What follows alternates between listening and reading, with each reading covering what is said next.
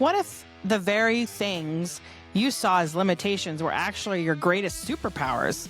In this inspiring episode of Just Saying, I sit down with Pauline Victoria, inspirational thought leader and a courage coach and mastermind of Step Into the Spotlight. She is the host of the Small Victories podcast. And did I mention she was born with no arms or legs and never let that stop her?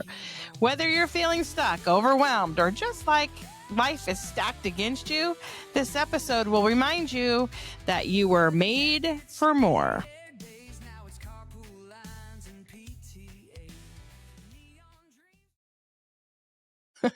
Hey friends, talk about overcoming your obstacles. My guest has done just that. Welcome, Pauline Victoria. Hello. Thank you. We've been giggling off camera, so I'm sorry. Our cheeks hurt because we've been laughing so hard.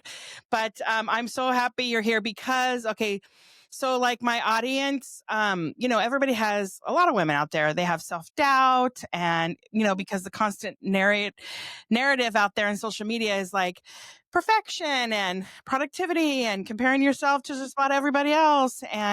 But your story is very powerful in the world of resilience. And so I'm excited for you to share it with my audience. So if you wouldn't mind, rewinding a little. I know I told you off camera that we went back to the time when I was on a podcast. I told them, on the way to delivering my mom and when they were going to deliver me, we don't have to go back to delivery time, but we can go back to a little earlier time. So tell me your story, because I know you have a point in where it all began that, for you. Yeah. So I'm telling you, I told you my questions, they go off this way. I love it. I'm like, what was I getting? What was my point? I don't know. Anyways, I'm sorry. Go ahead.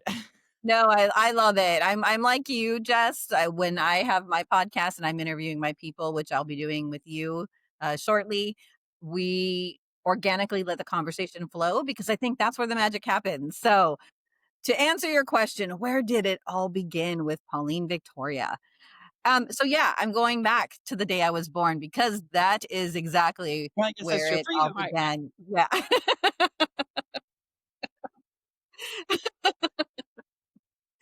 No. I'm going to laugh. It's not funny. It's not funny. Stop laughing. Stop funny. No, I'm just teasing. Okay. All right. I don't know if this is a video or if you're listening to this on audio, but just to set the record straight, if you can't see me, okay, it is video. Yeah. But okay. People probably could be listening either way, right? Yeah. So if you're on Spotify or all of the Apple Podcasts, major podcast platforms, you may be listening to this as an audio. And even if you are watching this as a video, you may not be able to tell, but I was born without arms and legs. So like I said, it does go back to my birth. I was born. There was no shark attack. Bethany Hamilton takes the win for that. And and there was no Lifetime movie that was made up after my story. It simply was, I was born this way. My parents, I will go back to giving them a little kudos and background on them. My mom was an immigrant from the Philippines because she was a naturalized U.S. citizen because my grandfather fought in World War II on behalf of the U.S.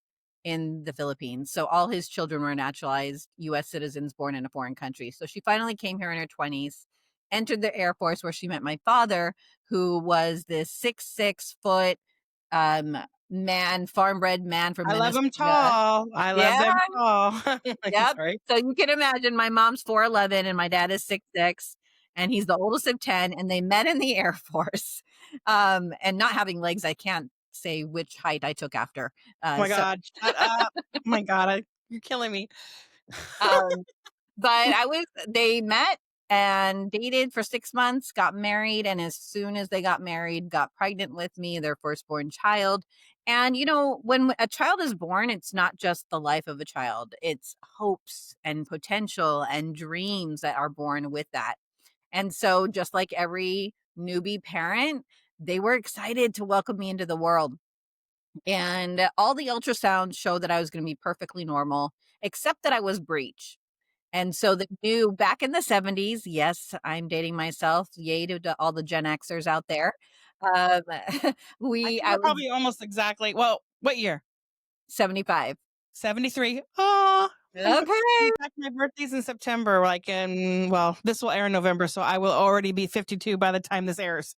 Oh, okay. I just had my birthday, so I just hit the golden age, Oh, a couple weeks ago, and, so when hey, it was we're like kindred spirits, you and me. oh, I know. If I had fingers, I would do that too, like that mind to mind look, yep. Killing me. Oh, Okay.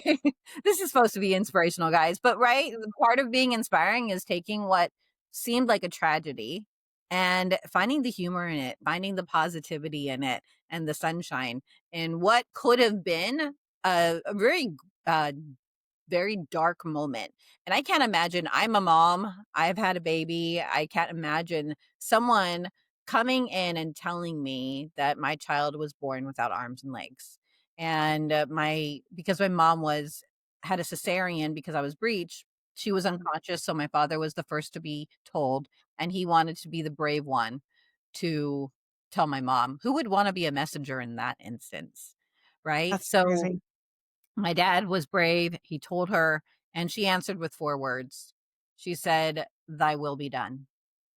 And every time I tell that story, I still get choked up.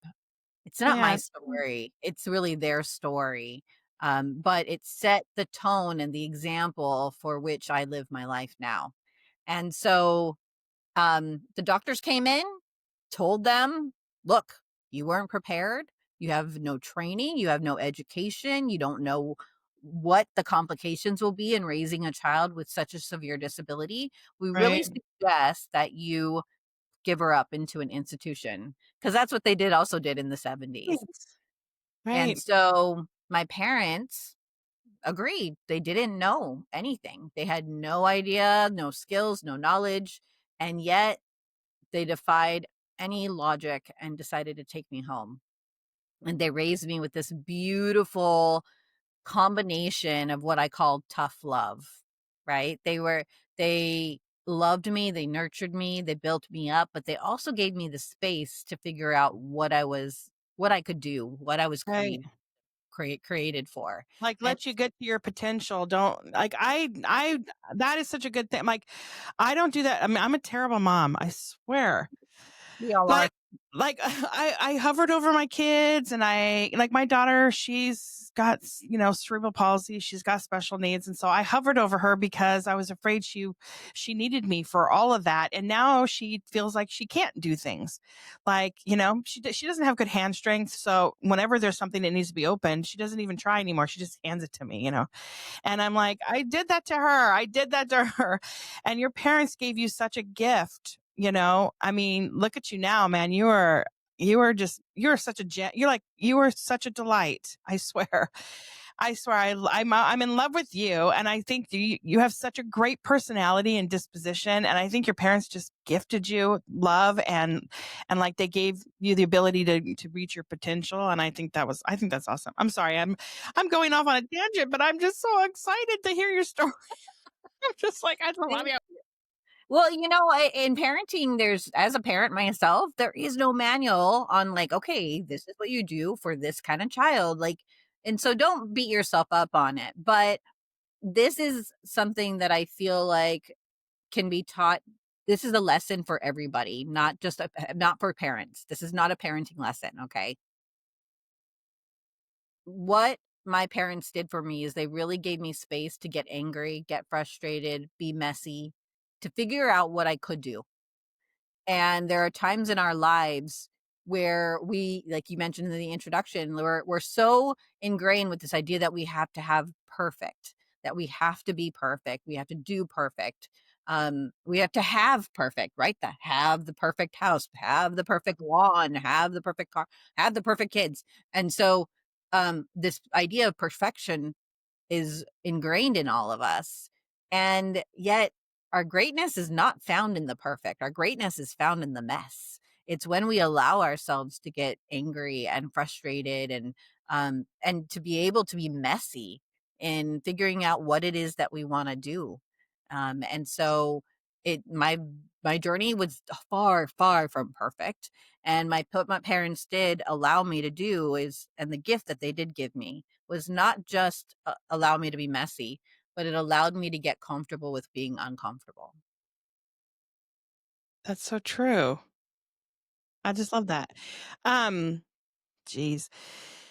I mean, I don't know what I just can't. I look at the small things that I've had to overcome and things that, and I'm like, damn, if I had to go through what you went through growing up, I don't know if I would have been the same person as you are today. I might have been, I don't know, angry or I don't know. I probably would have been angry because I can be a bitch, but I probably would have been angry. Like, what was it growing up? Okay, so you have no limbs, but okay, so what was the early?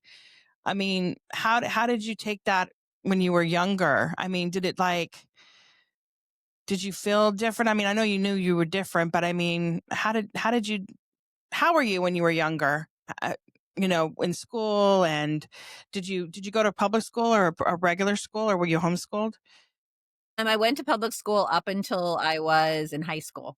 So, in my public school days, up until about 5th grade, I was in a program called Mainstream program, and they would take a group of people with kids with disabilities, and every 2 years they moved schools, and we would be mainstreamed into the regular classes if we didn't have any, like, major learning disabilities, but then Right, they would pull us out for our own PE time, our physical therapy, and things of that sort that really address our disabilities at that moment. And so at 5th grade, they decided I was independent enough to go out and to go to my own district public school. And I did. And up until that point, I really didn't know I was different. I thought I was just like everybody else. And then when I was thrown into my district school in 5th grade, I was like, they did this film. They showed this film to like acclimate everybody to me, and there was this scene in there where the able-bodied kid, when they were all saying the Pledge of Allegiance, placed his heart on the disabled girl's heart to like for the Pledge of Allegiance.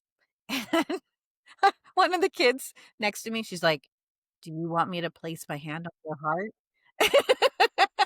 And I looked at her, I'm like, "No, no, don't." tree. Right? So, it was like, "Oh, I'm different." Like, Yeah, they're doing this for me, and they think they're doing a good service, great. I at some level, I do appreciate it, but it's at the same time, by pointing out my difference, they made me different, right. um, and in my mind, I wasn't until that point. They're like And blinking light yeah, right above your head. You're who like, could what? they be talking about, Pauline? Right. You know, like and I'm like, "Oh, I don't know who this is for."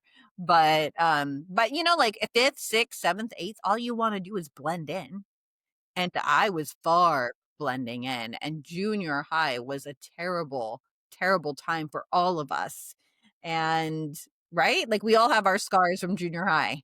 Yeah, the kids were throwing. I left private school to go to a public school, and the girls were throwing Skittles at me at my first dance that I went to. They were so I had mean girls. I swear I had everything that is ever on TV or movies. I swear I think I lived it.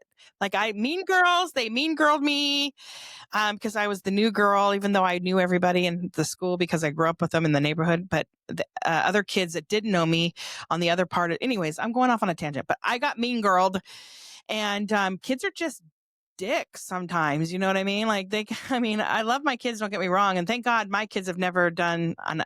Well, I know that they haven't because the teachers would definitely tell me if my kids did anything bad because man, every little thing my kids did, the teachers, man, they were up their butts with a flashlight, and I would know every little thing. But Yeah, my kids were always the ones, lifting people up, and my daughter was the one that pushes around the girl in the wheelchair in school.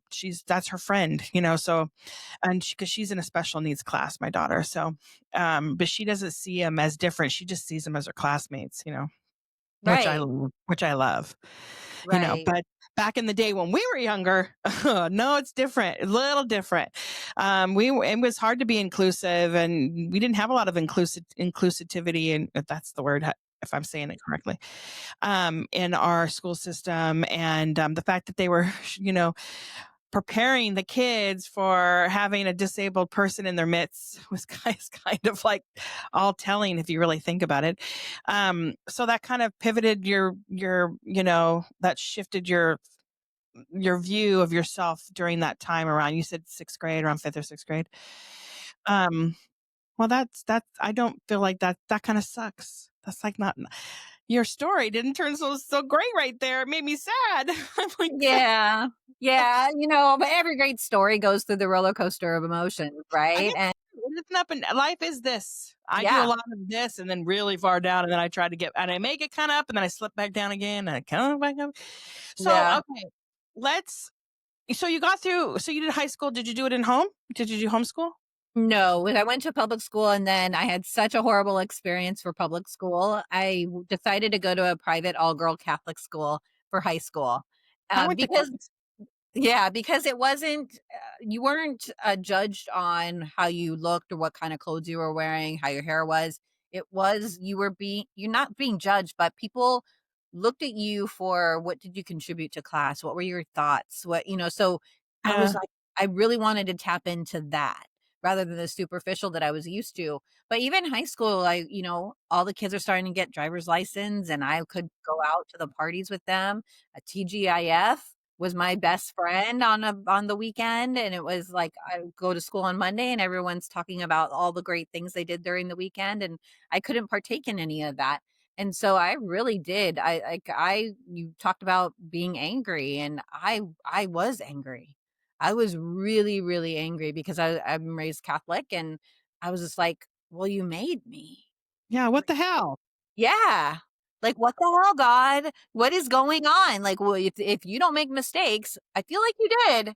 Like, For the that that context of the body of Christ, these days. I'm Catholic. I went to Catholic school too. I sang in the choir and played the guitar and tambourine, all that stuff. probably Um, would have been in the choir together. I mean, I just and then we had a lot of nuns. They were ex nuns, so they weren't dressed like nuns, but man, they were mean as shit, and they would smack my face if we're not allowed to spit at school, and I when I in the winters, I get this really bad cough, and of course, I have to spit sometimes. And I would spit in the grass, and the teacher comes by and smacks me, and she'd be like, "No spitting at school, and you got a detention." And I was like, "What the hell? You just smacked me. I got to have detention too." Like, geez My Louise, god. what the hell? None. Miss Miss Hupp. Miss Hupp was her name. HUPP. Hupp. Oh gosh, you just called her out if she's still Yeah. alive. Probably not alive though. She was pretty ancient back then. I mean, that was a long time ago. Yeah. Okay. So you got out of high school and you moved on, and obviously you persevered. You birthed. Okay, first of all, you birthed one leg up. I don't know if you birthed the child first, but you did birth one leg up production. Tell me why you picked that name. One leg up. Okay, so why did I pick One Leg Up Productions? Well, like we said earlier, the humor is a great thing. So one time I was doing some video work with my friend here at home. So I do have one leg but it's deformed. It's not a regular fully formed leg. And my friend who was helping me run the video camera, she also has one leg because she had cancer when she was 13 and her parents opted to amputate then go through chemotherapy. And so we were filming and my husband comes home and he's like, "What is this? One Leg Up Productions?" And I'm like, "Oh, yes, I love it. I'm going to name my company that one day." And Oh my so when God. I did start my company, I named it that. And when people hear that and they see me, they know. They know. They're like, "Oh, she's not too serious about the whole thing." So, yeah, I love the play on words and I love that it puts people at ease, right?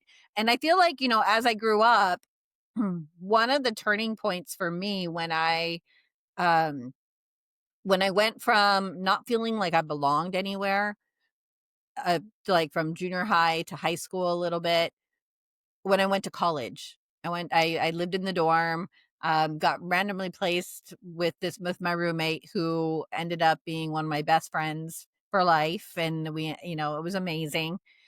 We were having, and they were all from Hawaii. All the girls that I, became good friends with, they were from Hawaii and I was from California, but I'm half Filipino. So the culturally, we were very similar, and When we were you look like you fit in, like, no offense, I mean, I don't know, is that racist to say, but you look very like you're like very you Hawaiian. yeah, yeah, like you fit in into that culture too, so I do.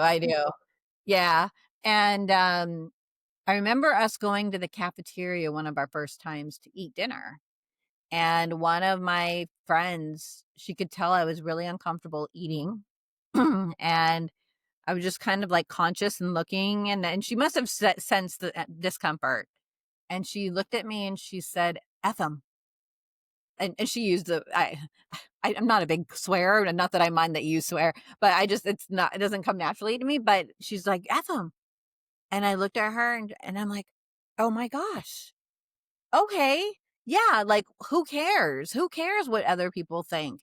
And that moment, that one moment shifted everything, and I started accepting myself, and the way I accepted myself shifted how people received me. And so I really do believe, and I stand by this, that how you feel about yourself is how people will feel about you. If you can't accept yourself, it's going to be really hard for people to accept you. And yeah, it's so so true. by having that moment, that shift in me, it really changed everything and the trajectory of what I believe my life could look like.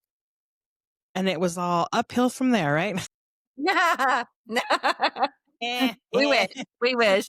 But, I have, I still go to church, and so our priest said, "If life is like this, it goes up and down, up and down.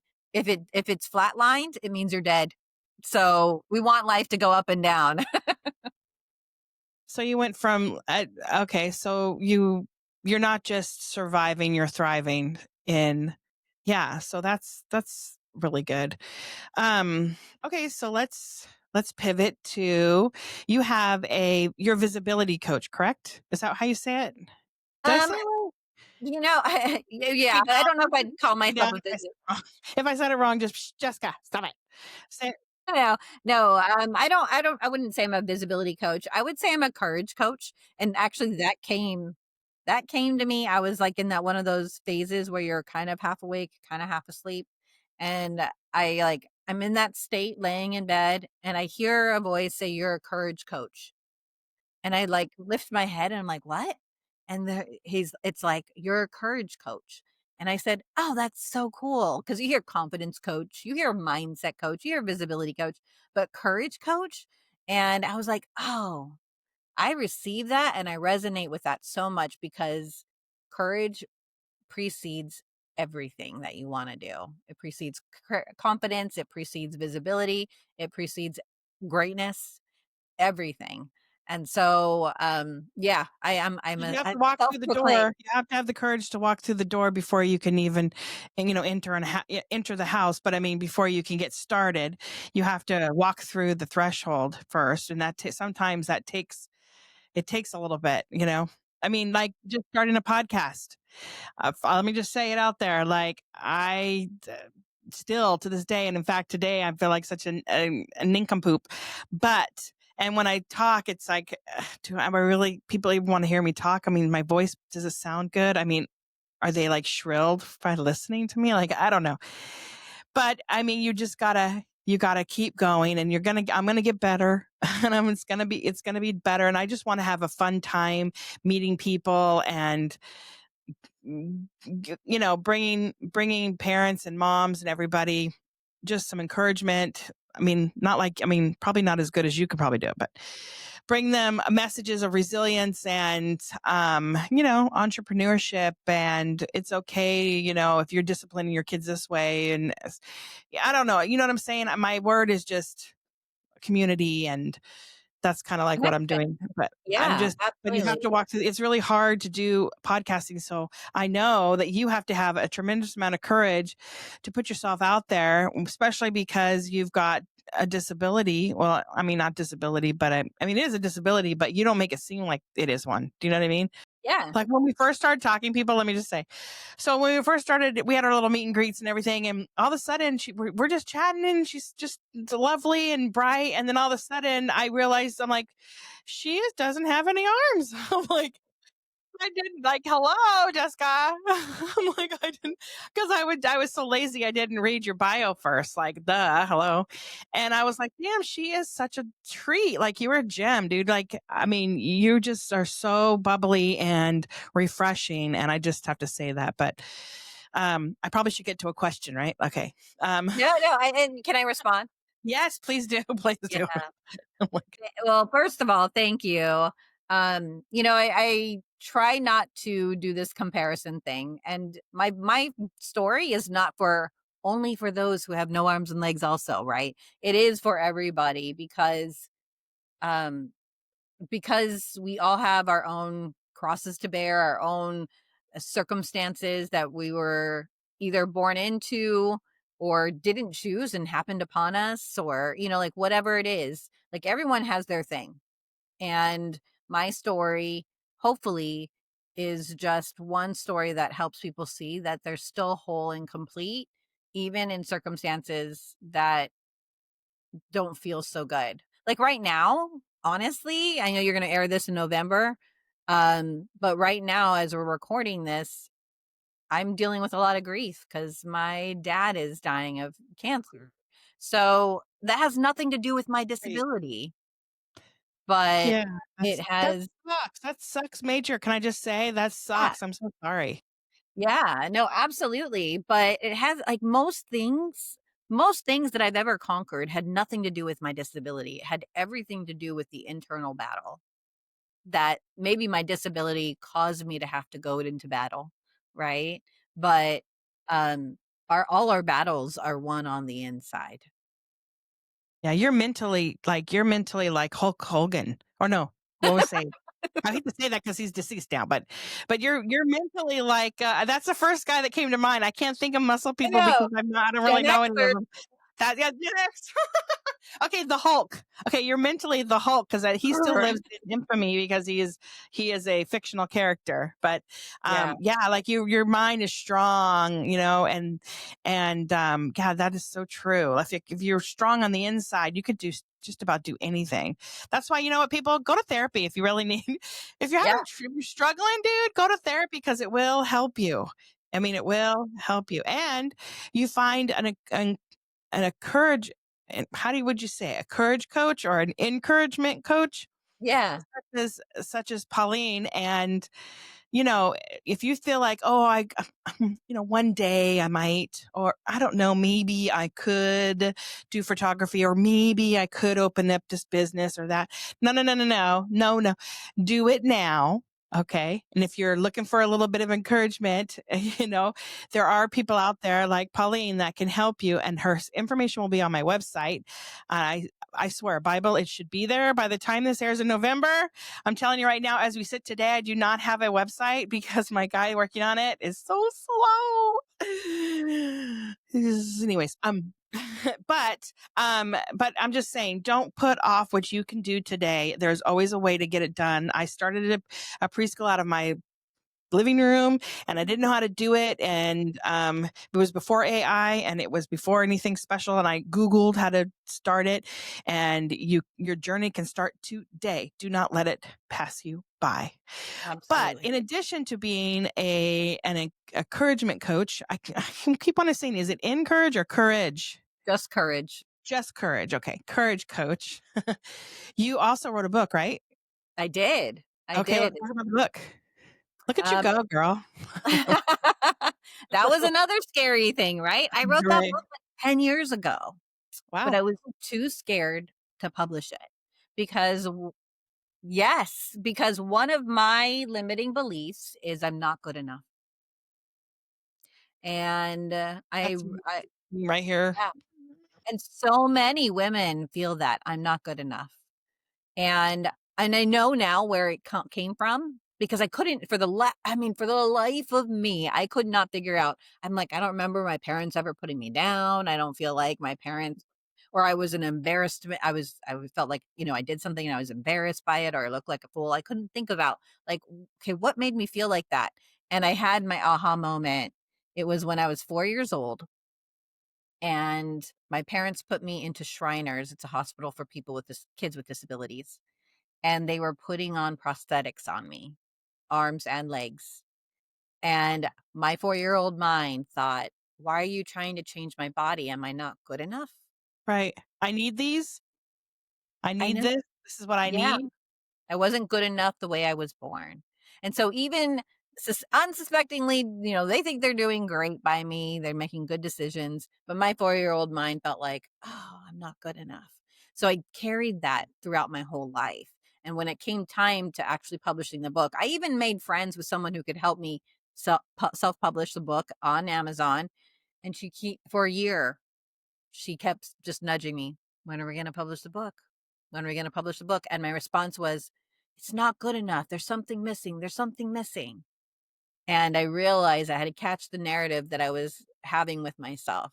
I'm like, "Oh, I'm getting trapped by the 'I'm not good enough' limiting belief that I carry." And so once you can recognize that belief, then you're like, "Okay, I see you." And I decided just to publish it as is. I'm like, you know what? It's good enough for right now. And if I need to do a revised revision in a year or so, I will do that. But I did publish my book in April. It's called Broken Body, Whole Spirit. And it's the promise of the book is just a way of me sharing with you how I believe I'm still whole in the face of broken circumstances. A lot of people want to call my story an overcoming story.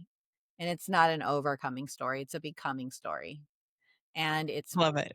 yeah, I Love love it too. My coach, I believe every coach needs a coach.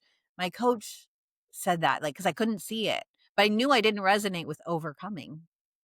But the fact is, I still have no arms and legs today and tomorrow until for the rest of my life. I still will not have arms and legs. So I didn't overcome anything.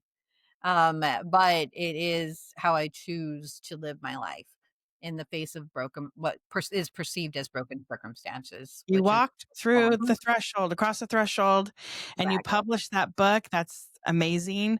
I mean, a book is difficult and it is putting yourself out there in all ways, because it's a personal, like, is it like a personal memoir or just kind of like a personal like experience that it's because you know what I mean? It's not fiction, it's true life, and it's your own personal thoughts and putting yourself out there. I did that. I have a memoir or Do autobiography. you? What is it Yeah, called? bucket list from a redneck girl. Like, is there any Yeah, other title? But, so yeah, you put yourself out there and, you're not only are your words scrutinized, like, is the sentence structure right and all that stuff, but then your thoughts, are they, um, are they going to be received the way you want them to be told? Does that make yeah, sense? absolutely. And here's what I've learned and what I share with my clients. Everyone's going to have an opinion, and their opinion is based on the lens through which they're looking at you.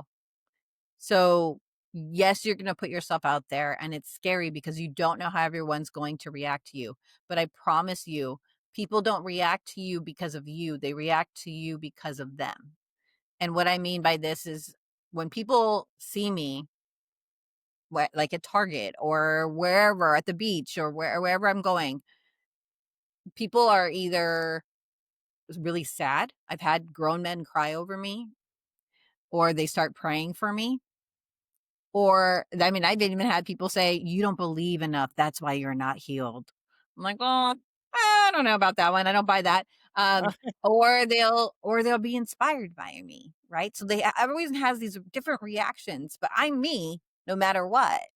So how they receive me or how they react to me is really based on their own lens, not mine.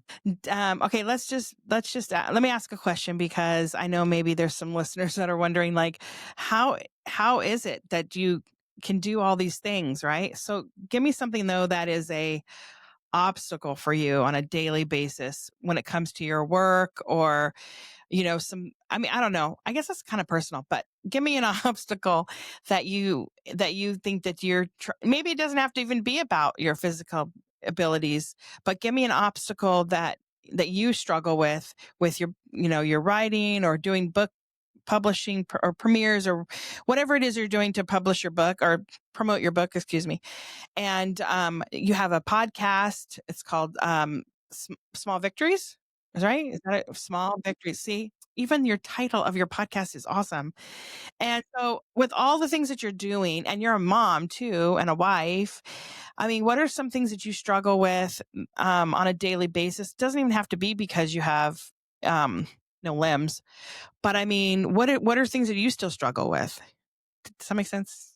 Yeah, Okay. believing I'm enough, selling myself, right? Like I want to put myself out there to get more speaking engagements. I not because I love the stage. It's actually my least favorite place to be. I don't crave the spotlight, but I know that being on stage or being in the spotlight and doing opportunities such as this can make a difference in people's lives. So true, right? Yeah. Okay, so your small victories, right? So how did it get the name, and what led you to the small victory? I mean, I kind of was curious. I liked how you told me about how you came the one leg up production. So tell me how we got small victories. Yes, everything has a purpose. Right. Um, so small victories comes from my name. Pauline means small and Victoria means victory. Oh, well, see, there you go. Yeah. And How? I think oh, okay. No, go ahead, please. I think that when I talk to people, I don't talk to them, I'm like telling them about how I made $1 million or how I won the Nobel Peace Prize or how I went to space. Those are not my achievements. My achievements are I moved out on my own for college. I got married. I drive. I learned to swim. These are like small things and You swim? ordinary things. Yeah, I love swimming. But see, Terrible. yeah, but people are like, "You swim? You drive?" Right? I'm like, "Yeah, it's no big deal." And in my mind, it's no big deal. It's me living my life. It's me doing whatever I have to do Those to are have small victories. I get yeah, it. yes. Ding, ding, ding. But they're big because how you do one thing is how you do everything. Yeah, that's so true. And you feel powerful too in those little things, in those Yeah. small victories. It starts to make you feel stronger. And that is why you were the Hulk in your mind. I'm trying to picture me green. It's a good thing I'm wearing green today. We're both wearing green. I used to love watching the Hulk. That was like one of my faves. I don't know. But I'm a There's Gen Xer. yeah. Gen X, yep. Or maybe it wasn't my favorite, or maybe my dad forced me to watch it and that was the only thing on. And in those days, you only had one TV in the house. So whatever he was watching, that's what you were Yep. watching, right? Yep. Yep. Totally get it. Okay, so Pauline, let's pivot and talk about being a mom. Okay, Mm. so give us some mom tips. Okay, so give us some things that you have done. Like I love tips, right? No, but I mean, how is it being a mom? Going through pregnancy and then you're caring for a baby, and you must have like a great support system, not just with your husband, but like with your family and friends. I mean, it Yeah. takes a village, right? Totally takes a village. I believe we lived that phrase. So, my husband and I were married for about 4 years when we just no, maybe about 3 years before when we decided he was ready. So we're a blended family. He's older than me. He had kids from prior relationships, and, I didn't really have a desire for kids. I really had no desire to get married. Like, my parents divorced when I was 18, and I was just, like, did not have a good example of marriage and family, although they did a great job on me. But I, met my husband, we dated, got married, and then at 28, I was just like biological clock ticking, like ringing in my body. And I'm like, and every time I'd see a baby, my husband would turn to me and be like, ding, ding, ding, ding, those are eggs dropping. And I'm like, I know. But I didn't want to have a baby unless he wanted to have a baby because he was like, if we have one, we have one. If we don't, we don't. It was very apathetic about it. Like either way is fine.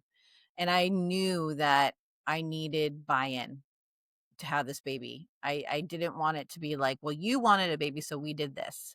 Right. So I Right. needed to be patient. Um, and one day he at church, he turned to me and he's like, I think I'm ready. And I'm like, really? And so we decided to get pregnant and then have the baby. He was born on Easter Sunday that year, and it was quite the experience. I'm not going to bore you with all the birthing story details. Um, Gross. No, I'm just teasing. well, like in the pain, like I don't know how I you mean, had. I've had a couple kids, so yeah, I I know. know. I'm like, what? How many did you have? 3? 3, but I didn't birth 3. One was my stepdaughter. But you know what? Her teen years was like giving birth to her, so I know. yeah. Yeah, so blended family also, right? Yeah. So, yeah, I remember the pain, so I didn't do it again. And so, but I was able to give birth to him. He has no disabilities, perfectly healthy child. But I remember those first few weeks was really hard for me. It was something I was not prepared for. Um, because what my son did is he magnified and reminded me how disabled I was because I couldn't Aw. take care of him. I couldn't pick him up. I couldn't change him. I couldn't bathe him. I couldn't feed him. I couldn't do what we were created to do naturally as moms, which is to like nurture and parent and like caress and hold and all of that good Yeah, stuff. it's true, but think about it, you got out of all the chores. Well, true, true. But and that's where it did take a village, right? At some point I had to get myself right in the head because I didn't even want to look at him anymore. And you have a lot of hormones running through you anyway. And I did what I usually do, and I got angry with God, and I like yelled, and I was having a quote unquote conversation with him, and me kind of just doing all the talking. But then, when you're like doing the ugly cry and you're exhausted, and then you just like have no more energy, and I'm like just sitting there in silence, and then I could receive a message, and the message was, "It's not about you," and I'm like, oh. And and so what I got was that it doesn't matter who feeds him, who bathes him, who carries him, any of that. Like it just matters that he does get fed and bathed and cleaned and all that stuff. And so I And kind of got you're still his mommy, and you still gave birth to him, and that's what God wants you to have children. I mean, you know what I mean? He wants us to populate the world. Um, and so, yeah, I mean, you know what the funny thing is I truly believe that, I mean, I'm not one of those, I don't speak tongues or any of that kind of stuff. I'm one of those people that like truly believes that God does tell you things in certain ways, and you just have to open your eyes and follow the breadcrumbs, basically. I yeah. truly believe you got to receive it, and you gotta feel, I mean, I truly believe that, God is present in a lot of things, everything really, but in all that I do, and led me to this point. And I will not be famous, and I will not, but I am You're going to gonna help somebody. I doubt it. Hello, Joe Rogan, call me. No, no. What I'm saying is like I'm going to help somebody out there. I'm going to make them laugh, or I'm going to, I'm going to help them through a problem, or, I'm going to bring them on my show and it's going to help them in some way. I don't really know, but I think that that's what I'm called to do. And that's why I'm doing this. I think all the 12 people that are listening right now, hopefully it'll be a lot more when and also we're leaving, you and I both are leaving legacies for our kids. We are leaving our words, our laughter, our thoughts on the internet on this video for our kids. When we are gone, they are going to come back and go, I'm going to listen to all of mom's episodes, and mm, they're going to be able to hear our words, hear our laughter, see us, what we look like, and how we had our hair changed. Like, mean, I have like 50 different ways I wear my hair, and different blondes. I mean, I love my hairdresser, but I'm always a different color blonde. nice. And but you know what I'm trying to say is that Yeah. it's something we're leaving for our kids. Same with our book. They're going to read it and go and read it over and over and over again, because that is something that came from our mom. and that is a gift. And I truly believe you are on this planet to help other people. You are I'm going to say it the right way. You're a encouragement I said encouragement again. You're a courage coach. Damn it. I I do can't say encourage because it is part of the word, but just courage. Yeah. courage coach. See, I'm going to say it 10 million times and people are going to go, damn, I know she's a courage coach. I'm going to look her up. I promise. And you've got One Leg Up Productions. Now that's just your production name for your podcast, or what is it that you do for your production company? You know what? I started One Leg Up Productions as a media company for people with disabilities, and I served the population, or that niche for a couple years, but, um, as a business, there's no money in it, unfortunately. There can be. You never know. You never know. Lewis Howes, Jay Shetty, Tom Bilyeu. As I say this, maybe down the road somebody will, and I'll say, and this was brought to you by. No, I'm just teasing. Right. Yeah. Never I mean, you never know. brought to you by. By Nestle. And say your book's name again. What was your book's name? Broken Body, Whole Spirit. Broken Body, Whole Spirit. I'm going to say it again. Broken Body, Whole Spirit. And she's got a mind of the Hulk, the green one. And Pauline, you're so resilient and you've made it over so many obstacles. And I know that there is so much more for you out there. I mean, I can just see you. I don't know. I see things for myself, but I can see things for you too. And it's all good. It's all good. You've got a positive attitude. You're super sweet. You're freaking hilarious. I mean, I swear what we need to do is we need to have a podcast where you and I come on and we have like girls chat or Yeah. wine night or something. I don't know, whatever. I'll do You, tequila. okay. I'll do a margarita. I can't Okay. do like straight tequila because girl, one time my sister, when I was one time at band camp, no, one time my older sister took me, I stayed the night at her house and their friends were feeding me like 9 shots of tequila and I was dry heaving for like the next weekend. It was terrible. Oh my gosh. I don't do straight tequila that much unless it's like I'm really, in a party. But margarita, we'll do a margarita podcast. That'd be fun. Because Right? I could chit chat with you. We could pick a topic and just go to town. Oh my But gosh. we're gonna put a pin in it now. Where can people go and find your book and find your Well, your podcast is where all podcasts are, right? They're free. They're everywhere. They're Everywhere. Spotify. Where else are they? Oh, iHeart, Apple, yep. all the places you can Amazon. find podcasts. All the Yep. places you're listening to this damn podcast, you can find her podcast too. Yes.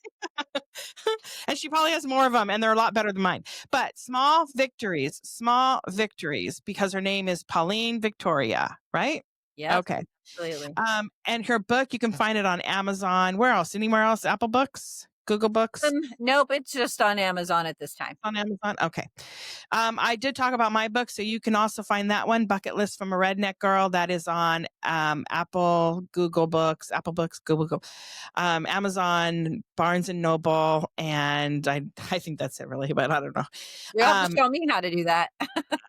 Well, I got mine published. Mine's a hybrid publishing through Christian Faith Publishing, and they put you in all those places. I'm actually going to do a book signing here pretty soon at Barnes and Noble, but Amazing. stay tuned. Yeah, they make you buy all the books yourself, and then you go in, and then they consignment. I'm not on the shelf at Barnes and Noble. That's not how this deal worked out. I wish it did, but I am not on the shelf. But I will be in the store. Nice. I'm going to try to work that out. Let's see I already did get the invitation. I just have to find the business card. I lost it somewhere, or I have to go back to the store and ask the lady, can I have the book signing? She's going to be like, are you not professional? I'm like, I'm sorry. My kid ate my homework. No. I do have French bulldogs and they do eat everything. So maybe they did eat the card. I Maybe have they no clue. did. Yeah. But are you on social media? Can people find you on like LinkedIn or Yep. I'm on LinkedIn and Facebook and Instagram. I'm gonna see where you have to get the courage up. I'm gonna start TikTok, guys. Okay, so Bible, I swear I was just like you. See, look at me. Now I'm gonna give you courage. Yeah. I didn't want to do TikTok either. And I'm like, no, because they're gonna know all my information. And I thought they probably already have all that. And I don't really care because I'm not important. So I decided to do TikTok and I'm gaining followers. I'm now at like 5,000 followers, over 5,000, 58. I'm at 5,800 followers. Yeah, I know. And Amazing. I swear I'm on it every day. I'm like, how many did I get today? How many did I get today? I'm like, You it's know freaking. what? I looked at my TikTok today. I have 134 followers and have posted 0 things. Well, go to mine. Okay, so mine is Jess Saying. Go to mine and you'll see all the things that I posted. Some things they're basically my little shorts for the videos that the podcast that I do. And I'm also I use AI videos to promote my book and some other things. So they're just different and fun. And of course, the Gen Xers out there on TikTok, we're growing. Okay, so all of us Gen Xers, I try to like all my Gen X people as much as I can, and hopefully one day they'll be listening to me.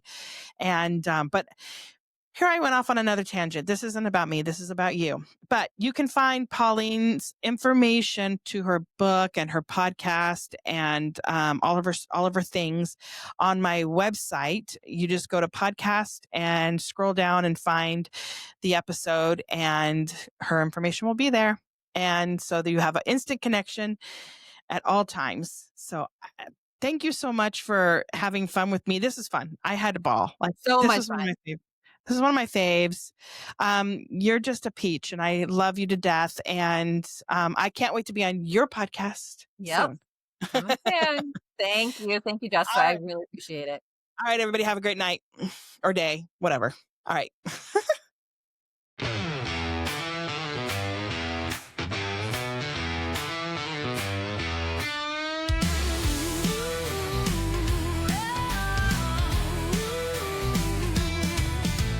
Gather around when the sun dips low, talking about the days we used to know.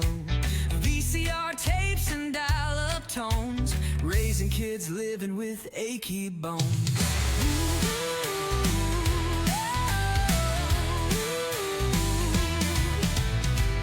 Leather jackets and big hair days, now it's carpool lines and PTA.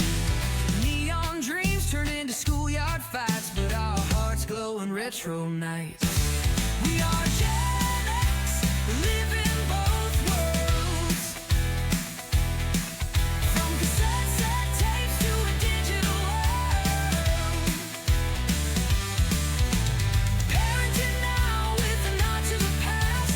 The retro love we know will last. We are Gen X, living both worlds. From cassette tapes to a digital world. Parenting now with a nod to the past. The retro love we know will last.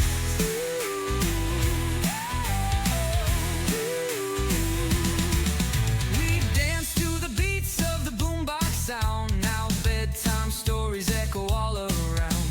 But deep inside we're the mixtape kings, still fighting life with arcade dreams.